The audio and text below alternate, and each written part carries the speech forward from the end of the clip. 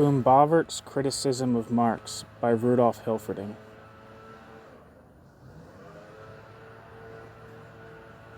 Preface. The publication of the third volume of Capital has made hardly any impression upon bourgeois economic science. We have seen nothing of the, quote, jubilant hue and cry, end quote, anticipated by Zombart. No struggle of intellects has taken place. There was no contest in majorum scientia gloriam. For in the theoretical field, bourgeois economics no longer engages in blithe and joyous fights. As spokesman for the bourgeoisie, it enters the lists only where the bourgeoisie has practical interests to defend. In the economico-political struggles of the day, it faithfully reflects the conflict of interests of the dominant cliques, but it shuns the attempt to consider the totality of social relationships, for it rightly feels that any such consideration would be incompatible with its continued existence as bourgeois economics. Even where the bourgeois economists compiling their, quote, systems or writing their, quote, sketches must perforce speak of the relationships of the whole, the only whole they succeed in presenting is laboriously pieced together out of its separate parts. They have ceased to deal with principles, they have ceased to be systematic, they have become eclectics and syncretists.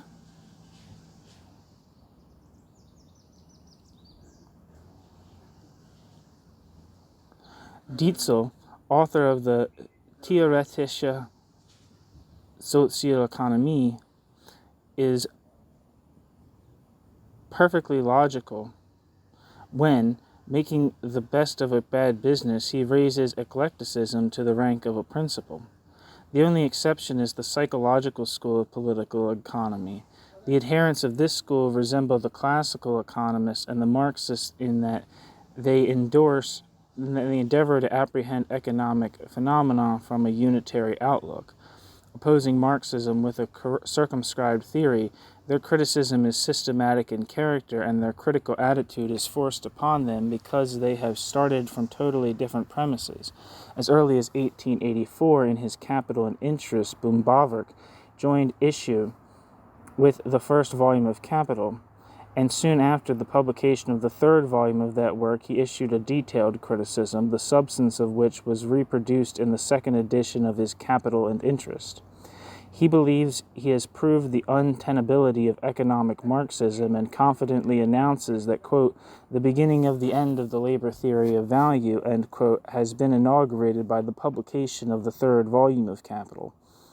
Since his criticism deals with principles, since he does not attack isolated and arbitrarily selected points or conclusions, but questions and reflects as untenable the very foundation of the Marxist system, possibility is afforded for a fruitful discussion. But since the Marxist system has to be dealt with in its entirety, this discussion must be more detailed than that which is requisite to meet the objections of the eclectics, objections based upon misunderstanding and concerned only with individual details.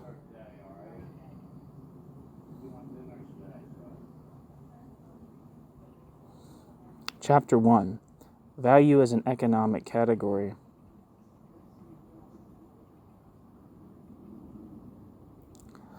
The analysis of the commodity constitutes the starting point of the Marxist system. Böhm-Bawerk's criticism is primarily leveled against this analysis. Böhm-Bawerk contends that Marx fails to adduce either an empirical or a psychological proof of his thesis that the principle of value is to be sought in labor. He, quote, prefers another and for such a subject somewhat singular line of evidence, the method of a purely logical proof, a dialectic deduction from the very nature of exchange, end quote. Marx had found in Aristotle the idea that exchange cannot exist without equality and equality cannot exist without commensurability. Starting with this idea, he conceives of the exchange of two commodities under the form of an equation, and from this infers that a common factor of the same account must exist in the things exchanged and thereby equated, and then proceeds to search for this common factor, to which the two equated things must as exchange values be reducible. Now, according to Böhm-Bawerk, The most vulnerable point in the Marxist theory is to be found in the logical and systematic processes of distillation by means of which Marx obtains the sought-for, quote, common factor in, quote, labor. They exhibit, he declares, almost as many cardinal errors as there are points in the argument. From the beginning, Marx only puts into the sieve those exchangeable, should read, quote, interchangeable, end quote, things, which he desires finally to winnow out as the, quote, common factor, end quote, and he leaves all the others outside. That is to say, he limits from the outset the field of his search to, quote, commodities, end quote, considering these solely as the products of labor contrasted with the gifts of nature. Now it stands to reason, continues Böhm-Bawerk, that if exchange really means an equalization, which assumes the existence of a, quote, common factor of the same amount, end quote, this common factor must be sought and found in every species of good which is brought into exchange, not only in products of labor, but also in gifts of nature, such as the soil, wood and trees, water power, etc. To exclude these exchangeable goods is a gross error of method, and the exclusion of the gifts of nature is the less to be justified because many natural gifts, such as the soil, are among the most important objects of property and commerce, and also because it is impossible to affirm that in nature's gifts exchange values, this of course should be, quote, prices, end quote, Rudolf Hilferding, are always established arbitrarily and by accident. Marx is likewise careful to avoid mentioning that he excludes from investigation a part of exchangeable goods. In this case, as in so many others, he manages to glide with eel-like dialectical skill over the difficult points of his argument. He omits to call his readers' attention to the fact that his ideas of, quote, commodities, end quote, is narrower than that of exchangeable goods as a whole. Nay, more, he continually endeavors to obliterate the distinction. He is compelled to take this course, for unless Marx had confined his research at the decisive point to the products of labor, if he had sought for the common factor in the, quote, exchangeable, end quote, gifts of nature as well, it would have become obvious that labor cannot be the common factor. Had he carried out this limitation quite clearly and openly, the gross fallacy of method would inevitably have struck both himself and his readers. The trick could only have been performed as Marx performed, or with the aid of the marvelous dialectic skill wherewith he glides swiftly and lightly over the knotty point. But by means of the artifice just described proceeds our critic. Marx has merely succeeded in convincing us that labor can in fact enter into the competition. The exclusion of other competitors is effected by two arguments, each of a few words only, but each containing a very serious logical fallacy.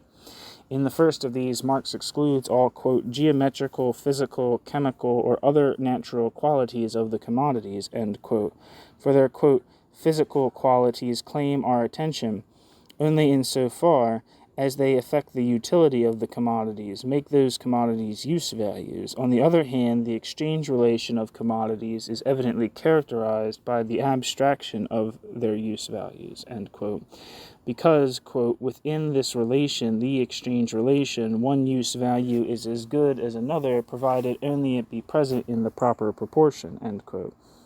Here, says Böhm-Bawerk, Marx falls into a grave error. He confuses the disregarding of a genus with the disregarding of the specific forms in which this genus manifests itself. The special forms under which use value may appear may be disregarded, but the use value of the commodity in general must never be disregarded. Marx might have seen that we do not absolutely disregard use value from the fact that there can be no exchange value where there is not a use value, a fact which Marx himself is repeatedly forced to admit. Let us for a moment interrupt our recapitulation of Böhm-Bawerk's criticism by a brief interpolation calculated to throw light upon the psychology no less than upon the logic of the leader of the psychological school. When I disagreed with the, quote, specific forms in which use value may manifest itself, end quote, when I disregard the, quote, specific forms in which use value may manifest itself, end quote, disregarding, therefore, use value in its concreteness, I have, as far as I am concerned, disregarded use value in general, since, as far as I am concerned, use value exists in its concreteness solely as a thus or thus constituted use value. Having ceased for me to be a use value, it matters nothing to me that it has a use value for others, possesses utility for this or that other person. I do not exchange it until the moment arrives when it has ceased to possess a use value for me. This applies literally to the production of commodities in its developed form. Here the individual produces commodities of but one kind, commodities of which one specimen at most can possess a use value for him, whereas in the mass the commodities have for him no such use value. It is a precondition to the exchangeability of the commodities that they should possess utility for others. But since for me they are devoid of utility, the use value of my commodities is in no sense a measure even for my individual estimate of value, and still less is it a measure of an objective estimate of value. It avails nothing to say that the use value consists of the capacity of these commodities to be exchanged for other commodities, for this would imply that the extent of the, quote, use value, end quote, is now determined by the extent of the exchange value, not the extent of the exchange value by the extent of the use value. As long as goods are not produced for the purpose of exchange, are not produced as commodities, as long, that is to say, as exchange is no more than an occasional incident wherein superfluities are exchanged, goods confront one another solely as use values. Quote, the proportions in which they are exchangeable are at first quite a matter of chance. What makes them exchangeable is the mutual desire of their owners to alienate them. Meantime, the need for foreign objects of utility gradually establishes itself. The constant repetition of exchange makes it a normal social act. In the course of time, therefore, some portion at least of the products of labor must be produced with a special view to exchange. From that moment, the distinction becomes firmly established between the utility of an object for the purpose of consumption and the object's utility for the purpose of exchange. The object's use value becomes distinguished from the object's exchange value. On the other hand, the quantitative proportion in which the articles are exchangeable becomes dependent on their production itself. Custom stamps them as values with definite magnitudes, end quote. Marx, Volume 1. We have, in fact, nothing more than a disregard by Marx of the specific forms in which the use value manifests itself, for the use value remains the, quote, bearer of value, end quote. This is indeed self-evident, for, quote, value, end quote, is nothing more than an economic modification of use value. Value is solely the It is solely the anarchy of the contemporary method of production, owing to which, under certain conditions, a use value becomes a non-use value and consequently valueless, which makes the recognition of this self-evident truth a matter of considerable importance. Let us return to Böhm-Bawerk. The second step in the argument, he tells us, is still worse. Marx contends that if the use value of commodities be disregarded, there remains in them but one other quality, that of being products of labor, but do there not remain a number of other qualities, such as Böhm-Bawerk's indignant inquiry? Have they not the common quality of being scarce in proportion to demand?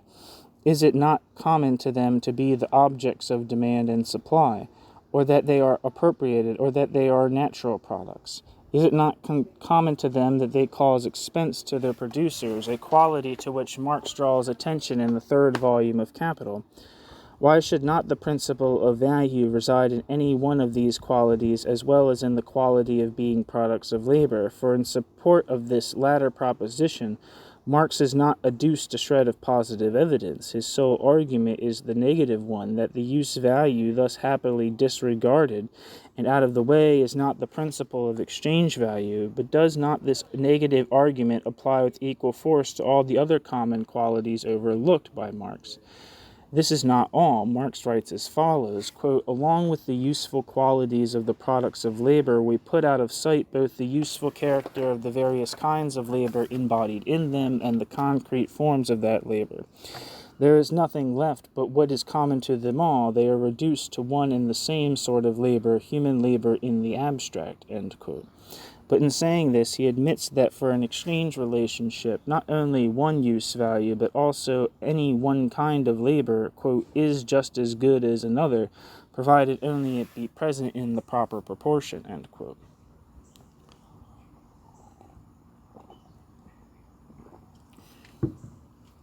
It follows that the identical evidence on which Marx formulated his verdict of exclusion in the case of use value will hold good as regards labor. Labor and use value, says Böhm-Bawerk, have a qualitative side and a quantitative side.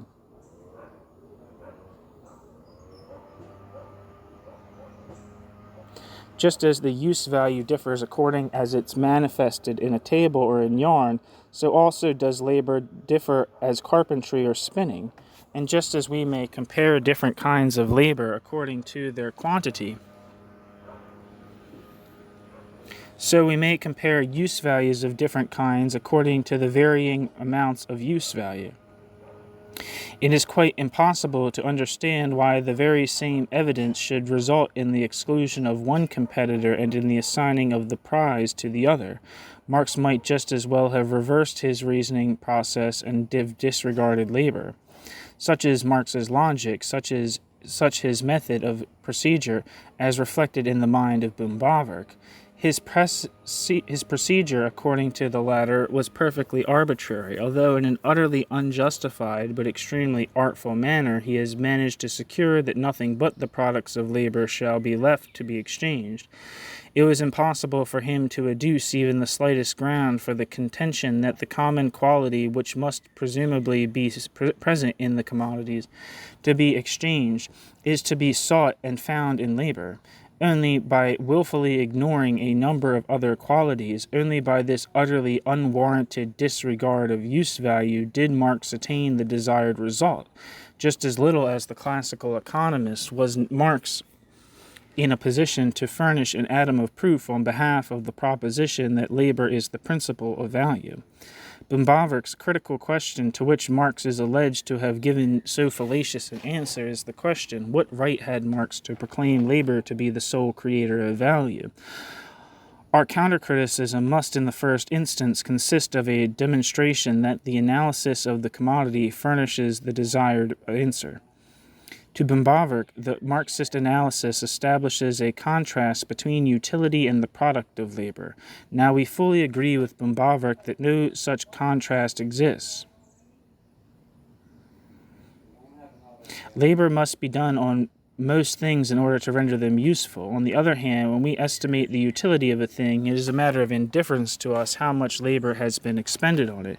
A good does not become a commodity merely in virtue of being the product of labor, but only insofar as that good is a commodity. Does that good exhibit the contrasted qualities of use value and value? Now a good becomes a commodity solely through entering into a relationship with other goods, a relationship which becomes manifest in the act of exchange and which, quantitatively regarded, appears as the exchange value of the good. The quality of functioning as an exchange value thus determines the commodity character of the good, but a commodity cannot of its own initiative enter into relationship with other commodities. The material relationship between commodities is of necessity the expression of a personal relationship between their respective owners. As owners of commodities, these reciprocally occupy definite relationships of production. They are independent and equal producers of private, quote, labors, end quote. But these private, quote, labors end quote, are of a peculiar kind, inasmuch as they are affected, not for personal use, but for exchange, inasmuch as they are intended for the satisfaction not of individual need, but of social need. Thus, whereas private ownership and the division of labor reduces society into its atoms, the exchange of products restores to society its social interconnections. The term commodity, therefore, is an economic term. It is the expression of social relationships between mutually independent producers insofar as these relationships are effected through the instrumentality of goods. The contrasted qualities of the commodity as use value and as value, the contrast between its manifestation as a natural form or as a value form, now appears to us to be a contrast between the commodity manifesting itself on the one hand as a natural thing and on the other hand as a social thing. We have in fact to do with a dichotomy wherein the giving of the place of honor to one branch excludes the other, and conversely. But the difference is merely one of point of view. The commodity is a unity of use value and of value, but we can regard that unity from two different aspects. As a natural thing, a commodity is the object of a natural science. As a social thing, a commodity is the object of social science, the object of political economy. The object of political economy is the social aspect of the commodity, of the good, insofar as it is a symbol of social interconnection. On the other hand, the natural aspect of the commodity's use value, lies outside the domain of political economy. A commodity, however, can be the expression of social relationships only insofar as it is itself contemplated as a product of society, as a thing on which society has stamped its imprint. But for society, which exchanges nothing, the commodity is nothing more than a product of labor.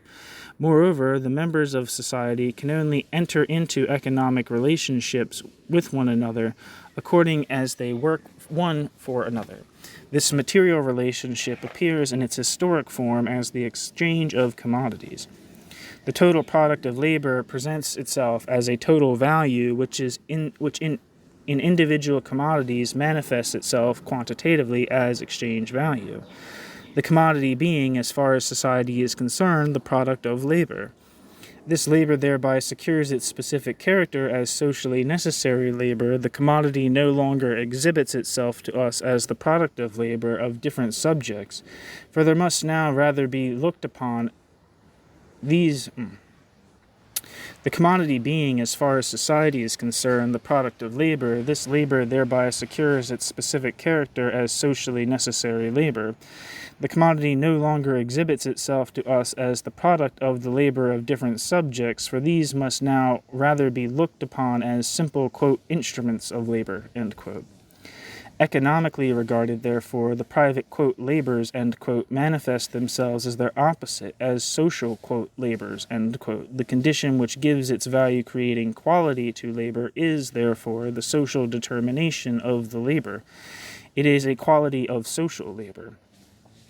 Thus the process of abstraction whereby Marx passes from the concept of concrete private labor to the concept of abstractly human social labor, far from being, as Böhm-Bawerk imagines, identical with the process of abstraction whereby Marx excludes use value from consideration, is in fact the very opposite of that process.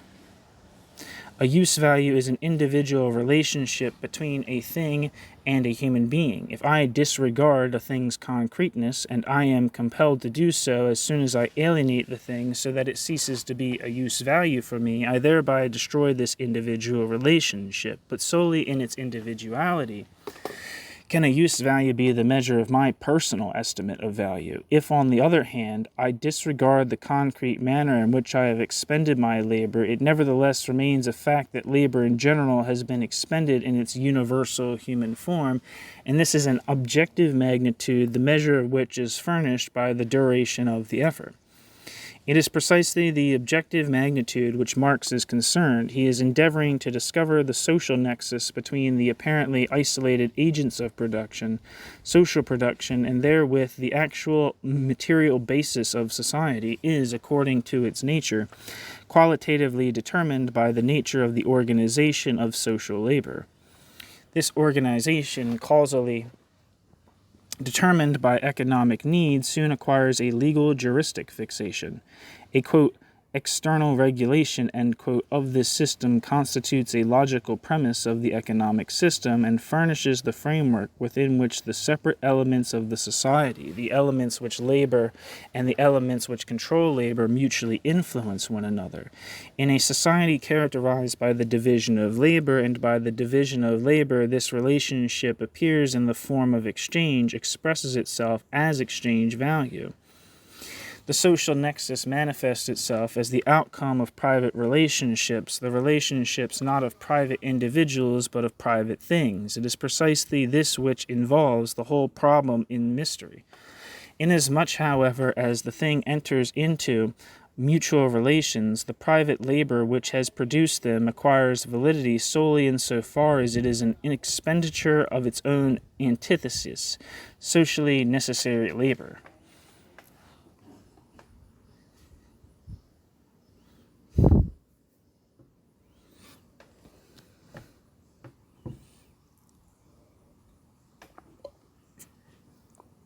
The outcome of the social process of production, thus qualitatively determined, is quantitatively determined by the sum total of the expended social labor, as an adequate part of the social product of labor, and as such only does the commodity function in exchange. The individual commodity is quantitatively determined by the quota of social labor time embodied in that individual commodity. As a value, therefore, the commodity is socially determined, is a social thing. As such alone can the commodity be subject to economic consideration. But when our task is to effect the economic analysis of any social institution that may discover the intimate law of motion of the society, and when we call upon the law of value to render us this service, the principle of value cannot be any other than that to whose variations the changes in the social institution must in the last instance be referred. Every theory of value which starts from use value, that is to say, from the natural qualities of the thing, whether from its finished form as a useful thing or from its function, the satisfaction of a want starts from the individual relationship between a thing and a human being instead of starting from the social relationships of human beings one with another. This involves the error of attempting from the subjective individual relationship, wherefrom subjective estimates of value are properly deducible, to deduce an objective social measure, inasmuch as this individual relationship is equally present in all social conditions, inasmuch as it does not contain within itself any principle of change.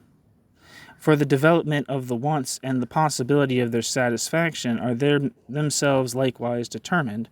We must, if we adopt such a procedure, renounce the hope of discovering the laws of motion and the evolutionary tendencies of society. Such an outlook is unhistorical and unsocial.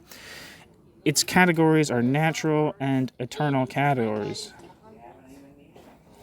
Marx conversely starts from labor in its significance as the constitutive element in human society, as the element whose development determines in the final analysis the development of society.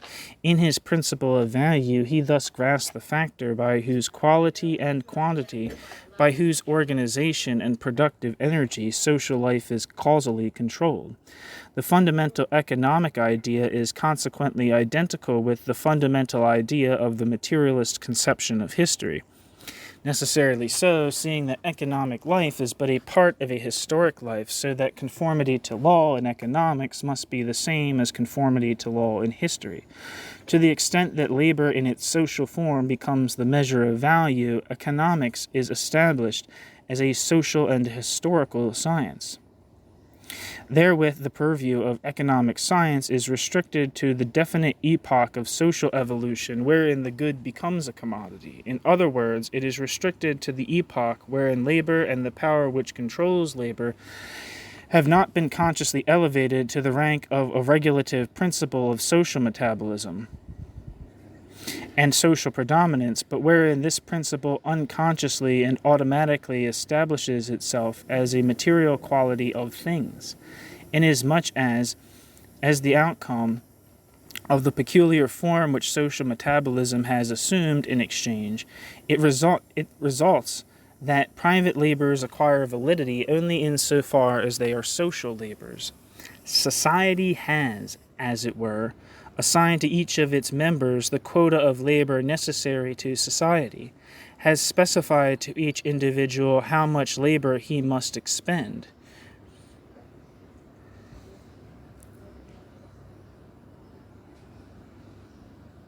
And these individuals have forgotten what their quota was and rediscover it only in the process of social life.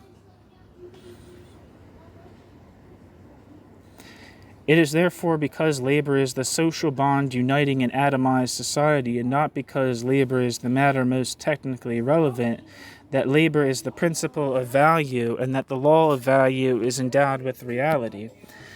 It is precisely because Marx takes socially necessary labor as his starting point that he is so well able to discover the inner working of a society based on private property and the division of labor. For him, the individual relation between human being and good is a premise.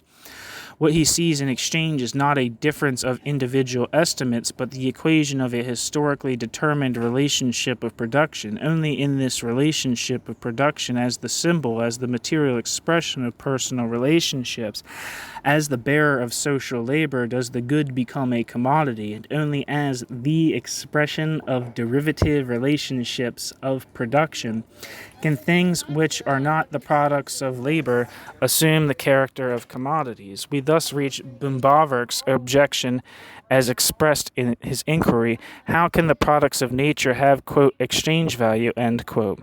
The natural conditions under which labor is performed are unalterably given to society, and from these conditions, therefore, changes in social relationships cannot be derived. The only thing that changes is the manner in which labor is applied to these natural conditions. Bye, Mommy. The degree to which such application is successful determines the productivity of labor. The change in productivity is affected solely by the concrete labor, which creates use value. But according as the mass of products wherein value-creating labor is embodied increases or diminishes, it results that more or less labor than before is embodied in the individual specimen. To the extent that natural energy is at an individual's disposal, so that he is thereby enabled to labor with a productively to the extent that natural energy is at an individual's disposal, so that he is thereby enabled to labor with a productivity exceeding the social average. That individual is in a position to realize an extra surplus value. This extra surplus value, capitalized, then manifests itself as the price of this natural energy. It may be of the soil whose opportunance it is.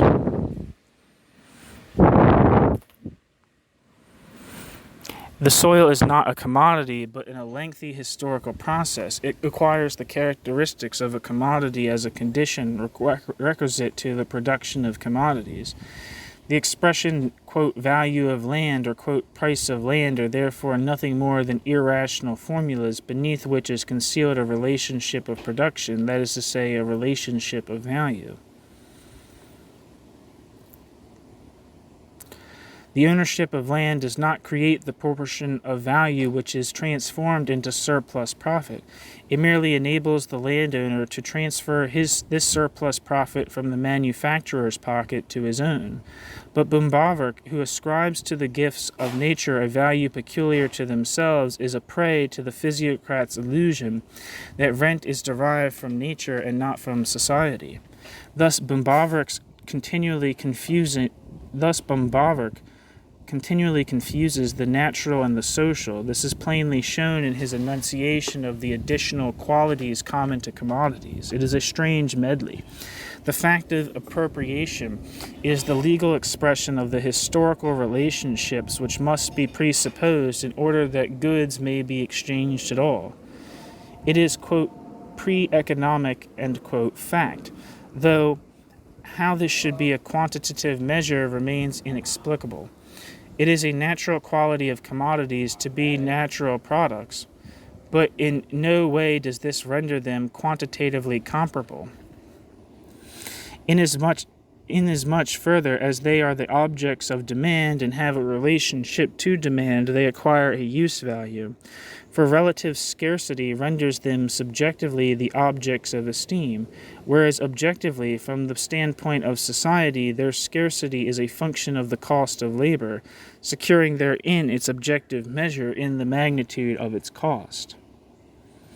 Just as in the foregoing, Böhm-Bawerk fails to distinguish the natural qualities of commodities from commodities' social qualities, so in the further course of his criticism he confuses the outlook on labor insofar as it creates use values with the outlook on labor insofar as it creates value, and he proceeds to discover a new contradiction in the law of value, though Marx, quote, with a masterly dialectic seeks to suggest, end quote, that the facts, quote, do not contain a contradiction of his fundamental principle, but are only a slightly different reading of his fundamental principle, end quote.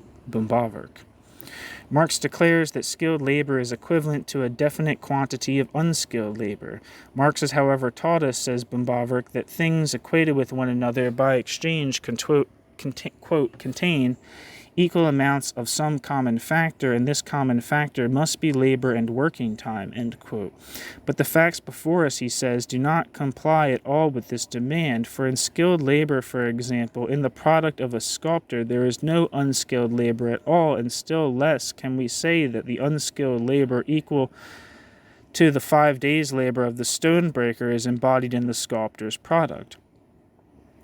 Quote, the plain truth is, in parentheses, Rudolf Hilferding says, very plain indeed, that the two products embody different kinds of labor in different amounts, and every unprejudiced person will admit that this means a state of things exactly contrary to the conditions which Marx demands and must affirm, namely, that they embody labor of the same kind and of the same amount, end quote.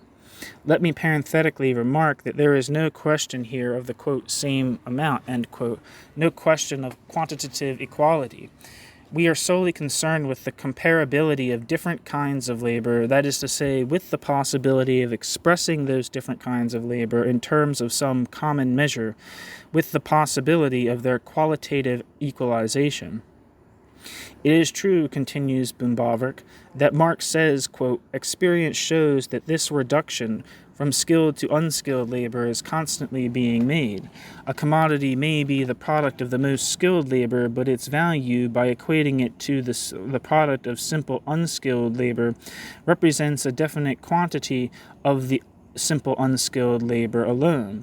The different proportions in which different sorts of labor are reduced to unskilled labor as their standard are established by a social process that goes on behind the backs of the producers, and consequently appear to be fixed by custom, end quote. Marx, Capital, Volume 1. Böhm-Bawerk, however, inquires what is the meaning of the appeal to, quote, value, end quote, and the, quote, social process, end quote, as the determining factor of the standard of reduction. Quote, apart from everything else, it simply means that Marx is arguing in a circle. The real subject of inquiry is the exchange relation of commodities, end quote. Why, for instance, the sculptor's work is worth 5 times as much as the unskilled labor of the stonebreaker. Quote, Marx says that the exchange relation is this and no other because 1 day of sculptor's work is reducible exactly to 5 days, end quote.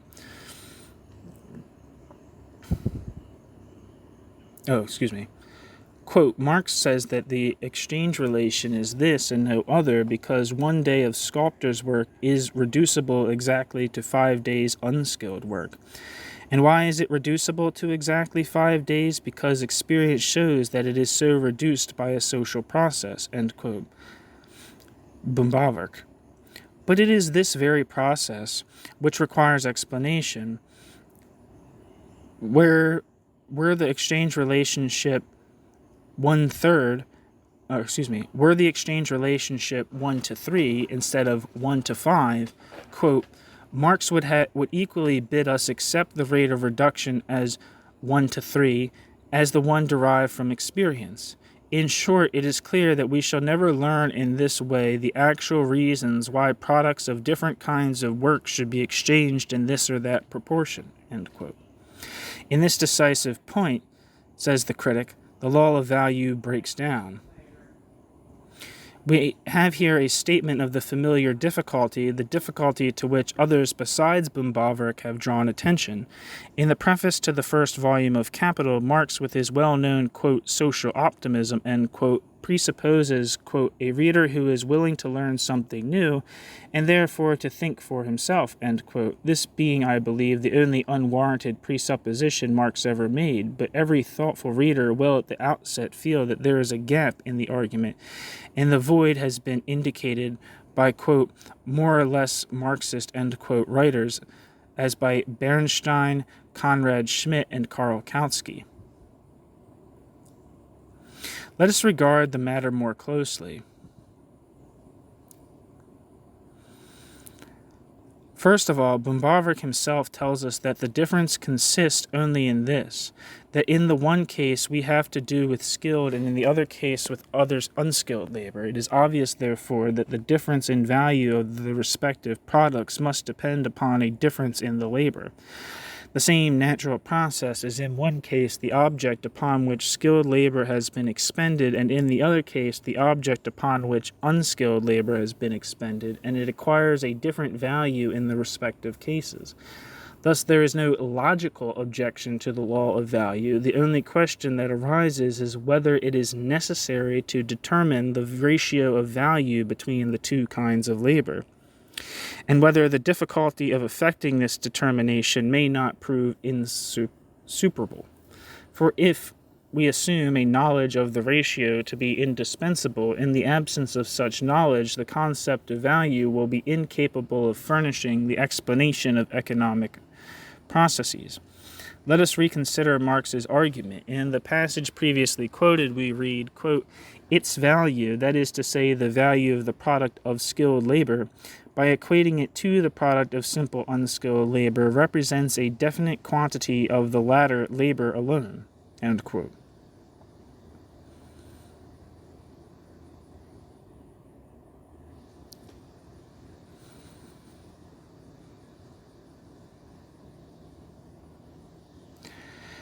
For this process to be comprehensible, however, value theory must regard the labor available for society at any given moment as composed of homogeneous parts, individual labor insofar as it creates value being merely an aliquot part of this quantitative whole.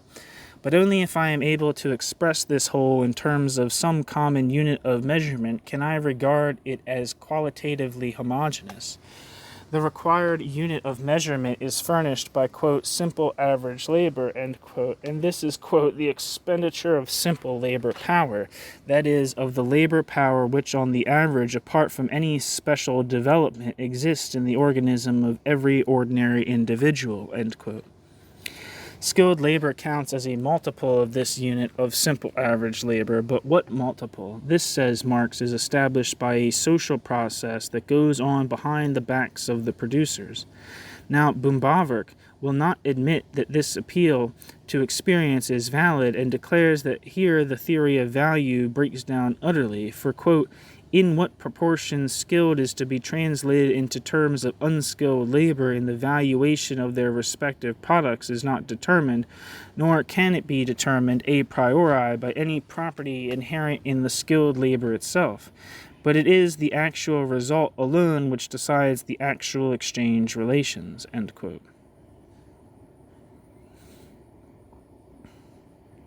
Thus, Böhm-Bawerk demands that the ratio should enable him to determine in advance the absolute height of prices. For in his view, as he elsewhere tells us, the essential task of economics is to explain the phenomenon of price. That seems important. Actually, I'm reading this whole thing and just read the Böhm-Bawerk essay, and this kind of seems to be of a very big importance to understanding the whole critique and the whole conception of what Böhm-Bawerk thinks is the task of economic science, and why Marxian analysis fails as economic science. Anyway, let me reread that. Should have just reread it instead of explaining why I'm rereading it. Thus, Böhm-Bawerk demands that the ratio should enable him to determine in advance the absolute height of prices. For in Böhm-Bawerk's view, as he elsewhere tells us, the essential task of economics is to explain the phenomenon of price. Is it really true, however, that in default of a knowledge of the ratio, the law of value becomes unworkable? In striking contrast with Böhm-Bawerk, Marx looks upon the theory of value not as the means for ascertaining prices, but as the means for discovering the laws of motion of capitalist society. Experience teaches us that the absolute height of prices is the starting point for this movement. But for the rest, the absolute height of prices remains a matter of secondary importance, and we are concerned merely with studying the law of their variation. It is a matter of indifference whether any specific kind of skilled labor is to be reckoned on the fourfold multitude or the sixfold multiple. It is a matter of indifference whether any specific kind of skilled labor is to be reckoned the fourfold multiple or the sixfold multiple of unskilled labor. The important point is that a doubling or trebling of productive power in the sphere of skilled labor would lower the product of skilled labor twofold or threefold vis-a-vis the product of unskilled labor, by hypothesis unchanged. The absolute height of the price is given us by experience. What interests us is the law-abiding variation that these prices undergo. Like all variations, this variation is brought about by a force, and since we have to do with changes in social phenomenon, these changes must be affected by variations in the magnitude of a social force, the social power of production. Since, however, the law of value discloses to us that in the final analysis, this development of productive power controls variations in prices, it becomes possible for us to grasp the laws of these changes. And since all economic phenomena manifest themselves by changes in price, it is further possible to attain an understanding of economic phenomenon in general. Ricardo, aware of the incompleteness of his analysis of the law of value, therefore declares in so many words that the investigation to which he wishes to direct the reader's attention concerns variations in the relative value of commodities, not variations in their absolute value. It follows that the lack of knowledge of the ratio in question by no means restricts the importance of the law of value as a means by which we are enabled to recognize the conformity to law displayed by the economic mechanism. In another respect, however, this lack would be serious. If in practice the absolute height of price had in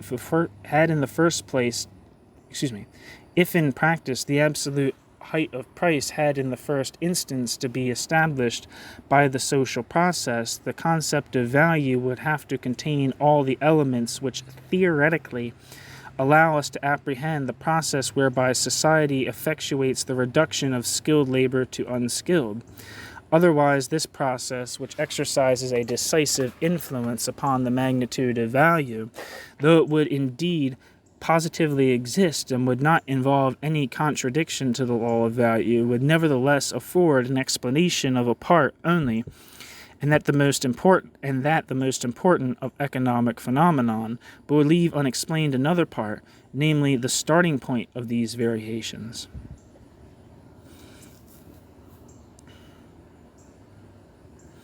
When, however, Böhm-Bawerk inquires what is the quality inherent in skilled labor which gives that labor its peculiar power to create value, the question is wrongly stated.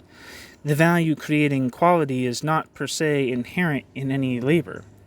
Solely in conjunction with a definite mode of social organization of the process of production does labor create value. Hence, we cannot attain to the concept of value-creating labor merely by contemplating isolated labor in isolated labor's concreteness. Skilled labor, therefore, if I am to regard skilled labor as value-creating, must not be contemplated in isolation, but as part of social labor.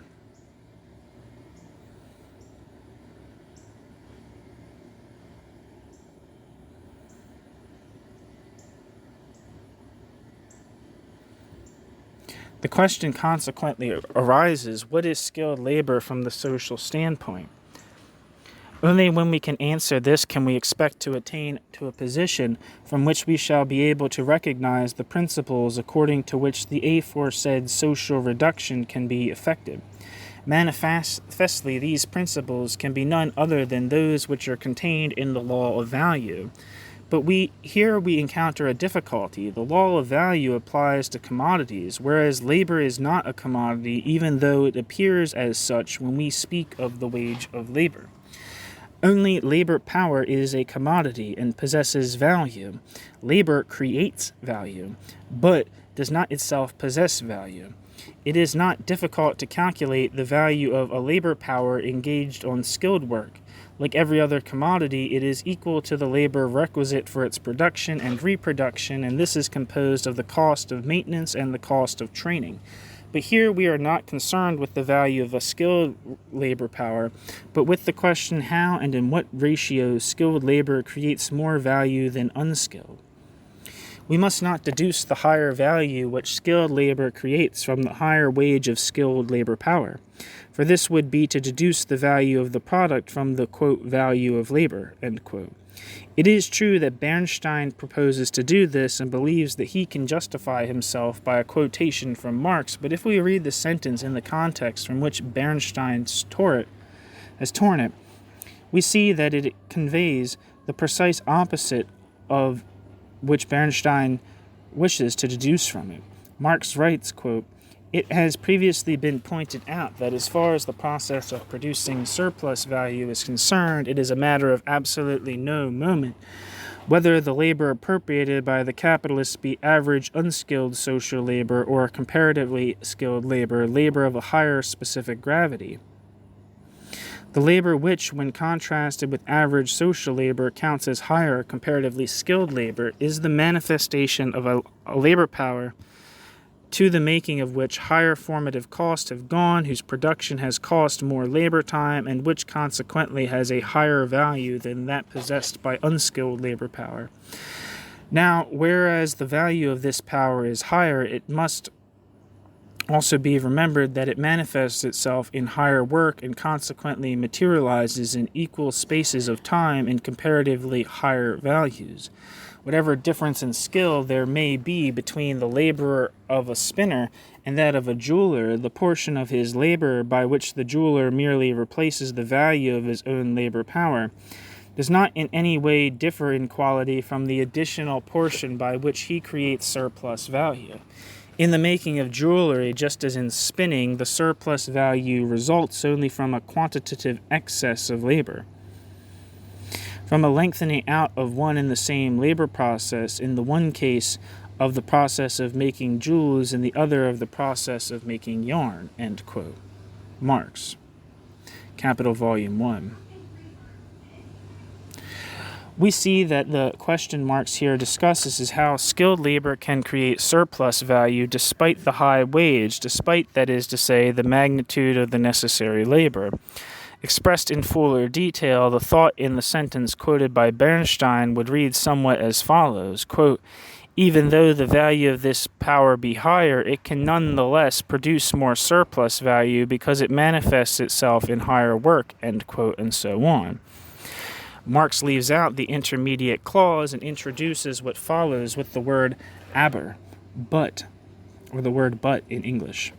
Whereas if Bernstein had been right, he would have had to use the word, quote, daher, end quote, consequently, or, quote, therefore, end quote. To deduce the value of the product of labor from the wage of labor conflicts grossly with the Marxist theory. The value of labor power being given, I should only be in a position to deduce the value which this labor power newly creates if I knew what had been the rate of exploitation.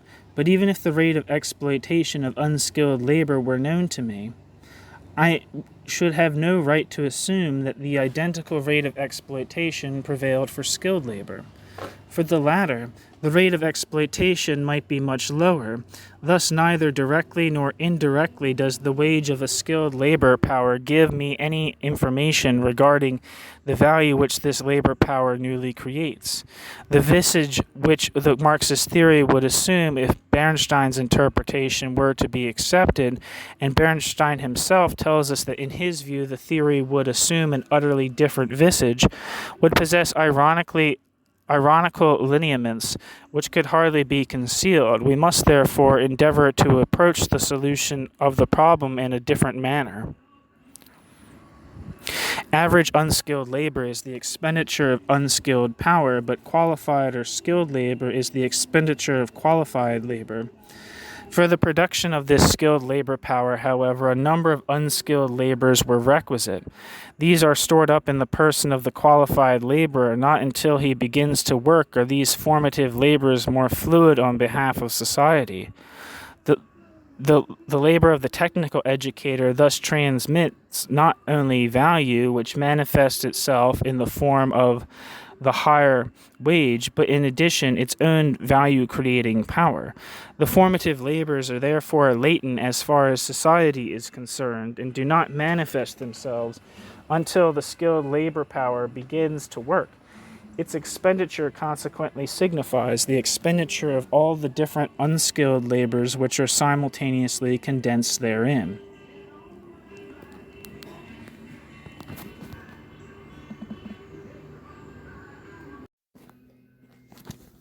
Unskilled labor, if applied to the production of a qualified or skilled labor power, creates on the one hand the value of this labor power, which appears in the wage of the qualified labor power.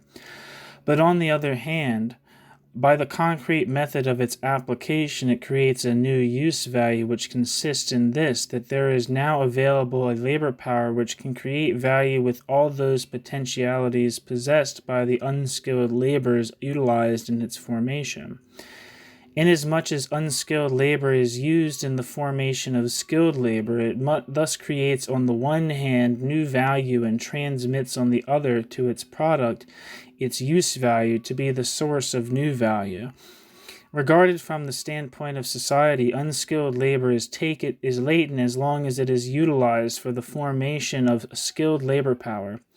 Its working for society does not begin until the skilled labor power it has helped to produce becomes active. Thus, in this single act of the expenditure of skilled labor, a sum of unskilled labors is expended. Its working for society does not begin until the skilled labor power it has helped to produce becomes active. Thus, in this single act of the expenditure of skilled labor, a sum of unskilled labors is expended, and in this way there is created a sum of value and surplus value corresponding to the total value with which would have been created by the expenditure of all the unskilled labors which were requisite to produce the skilled labor power and its function and the skilled labor. From the standpoint of society, therefore, and economically regarded, skilled labor appears as a multiple of unskilled labor, however diverse skilled and unskilled labor may appear from some other outlook, physiological, technical, or aesthetic. In what it has to give for this product of skilled labor, society consequently pays an equivalent for the value which the unskilled labors would have created had they been directly consumed by society.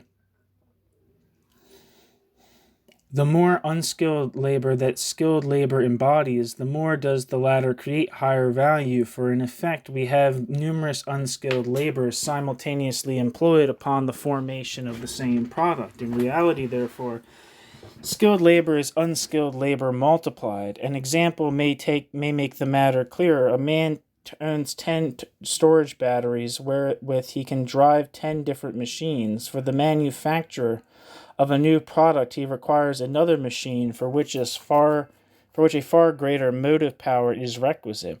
He now employs the 10 batteries to charge a single accumulator, which is capable of driving the new machine. The powers of the individual batteries thereupon thereupon manifest themselves as a unified force in the new battery, a unified force which is the tenfold multiple of the simple average force. A skilled labor may contain not unskilled labors alone, but in addition skilled labors of a different kind, and these in their turn are reducible to unskilled labor. The greater the extent to which other skilled labors are incorporated in a skilled labor, the briefer will be its formative process. Thus, the Marxist theory of value enables us to recognize the principles in accordance with which the social process of reducing skilled labor to unskilled labor is effective. It therefore renders the magnitude of value theoretically measurable, but when Böhm-Bawerk insists that Marx ought to have furnished the empirical proof of his theory, and when he contends that the requisite proof would have consisted in demonstrating the relationship between exchange values or prices and quantities of labor, he is confusing theoretical with practical measurability.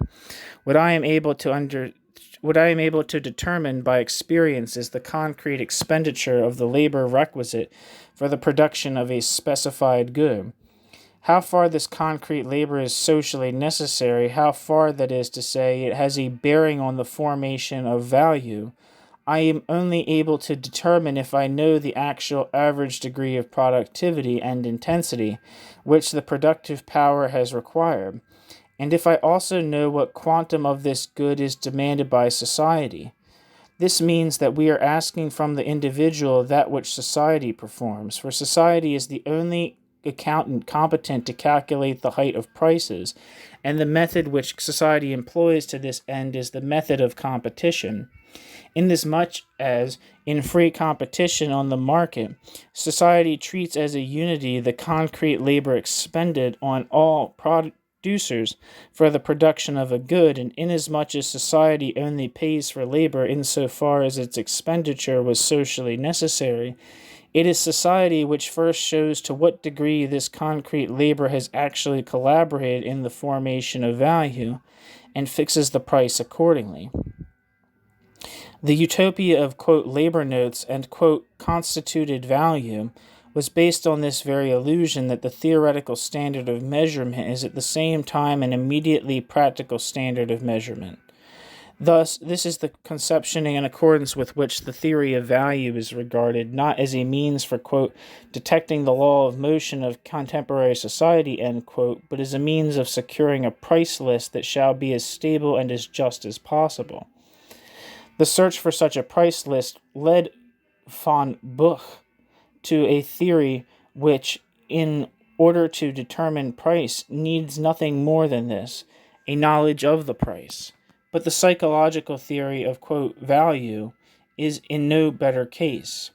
That theory indicates the various degrees of satisfaction of needs with definite but arbitrarily selected figures, and arranges that these figures shall signify the prices which people are willing to pay for the means whereby needs are satisfied. This more effectually conceals the process whereby a number of arbitrary prices are assumed instead of a single arbitrary price. The empirical proof of the accuracy of the theory of value lies in a very different direction from that towards which Böhm-Bawerk directs his inquiries. If the theory of value is to be the key for the understanding of the capitalist mode of production, it must be able to explain the phenomenon of that mode of production in a manner free from contradictions.